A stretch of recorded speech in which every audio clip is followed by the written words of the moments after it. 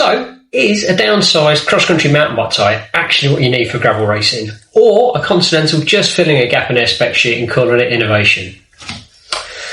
I'm the Dubnital expert, and I'm here to give my 5-minute thoughts on the latest Continental Dubnital gravel race tyre. So, gravel racing has moved on really quickly, and a lot of the pro girls and guys have been using mountain bike tyres in some of the rougher events like Unbound and the Tracker, and that's where these kind of tyres come in. So a lot of them were using the Mountain Force and the Mountain King from Continental and just squeezing them in and trying to make them fit, and the Dubnital is a replacement for those.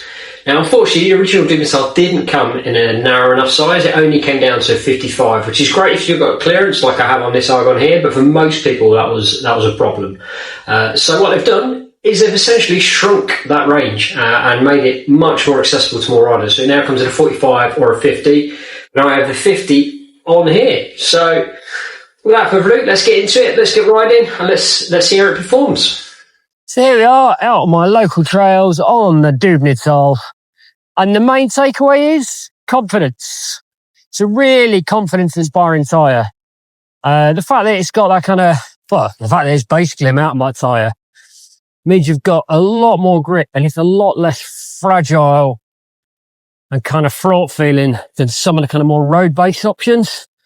So certainly not as fast. And on tarmac sections, you can definitely hear it dragging along. But it's a lot faster than it looks. So it looks like a proper chunky mountain bike tyre, but that central band of knobbles does a really good job of really limiting the rolling resistance. So this is a lot faster than you would initially think it is. So I raced this at the Gralek, and I think a slightly faster tyre might have been better, but this really gave me confidence, especially when I was getting tired later on.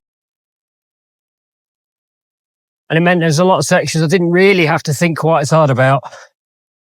And things like that I've just ridden there, not particularly difficult and not super tech, but technical enough for a gravel bike. And on these tyres, no problem at all. I don't even give it a second thought, to be honest. Loads of grip, loads of feedback. Really let it go. Like on this section here.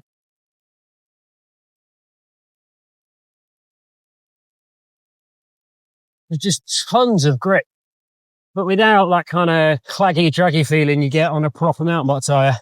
Can really see why a lot of the gravel guys are racing this and the Mountain King before it. Actually makes a lot of sense. That volume gives you comfort, a bit of extra confidence, but also gives you a bigger margin for error when you're really tired. So, for short rides like this, it doesn't really matter. But for longer gravel rides, 3-4 hours, you're going to start making mistakes towards the end. And having that little bit of a window, I think, is a real bonus, actually. And even if you're not a racer and you just like riding a bit of everything and your local bridleways and trails, that's a very good option. So it is fast enough and you can ride everything on it. So it's pretty dry today, but it has been a fairly wet spring and it's been fantastic.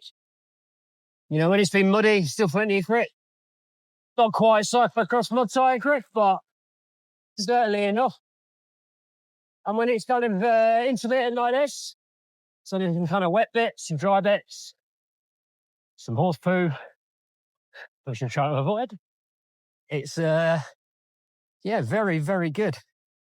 And surprising given how it looks, because it doesn't look like it should be a fast tyre. But, very impressive. So I've gone for the 50mm version of these, and these are fitted to the Zip 303 Explorer, which are a really wide rim. So these are 32mm internal, so they're about as big as you're going to get. But they actually measure up at an external width of 51.5. So ever so slightly wider, but that's what you'd expect on a huge rim like this.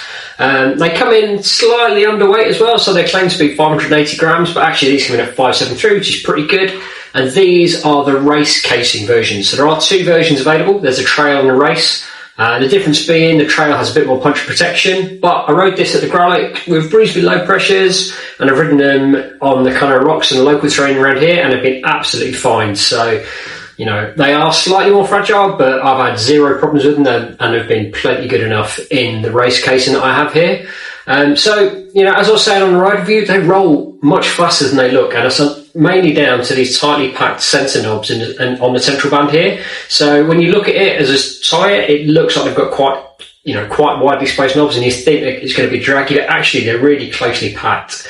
And the ones down the centre of the tyre mean it rolls really quickly, considering how knobbly it is. You know, it's not as fast as like the competition or the speed from Continental, but for something as knobbly and grippy as this, it's exceptionally quick.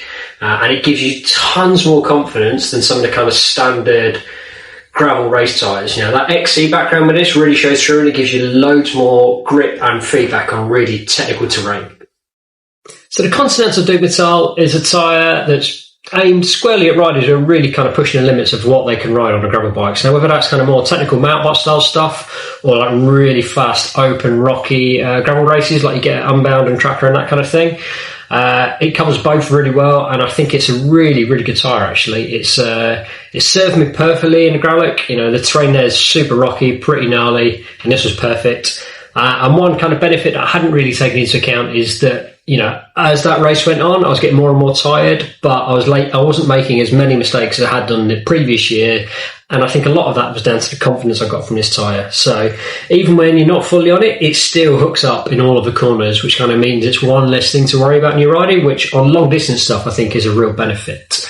You know, and it is fast. It's not as fast as some of the other race tyres. So if you mainly ride smooth terrain or kind of like in between gravel, this isn't the tyre for you. But if you're the sort of rider that pushes on, then it's definitely one you should check out. And there we have it, my 5-minute thoughts on the Continental Dubnital gravel tyre. So if you like this review and you want to see more of those, don't forget to check out my 5-minute thoughts playlist and the rest of the kind of reviews and Frugal Friday tips on my YouTube channel. And if you've enjoyed this, don't forget to like and subscribe. Cheers, guys.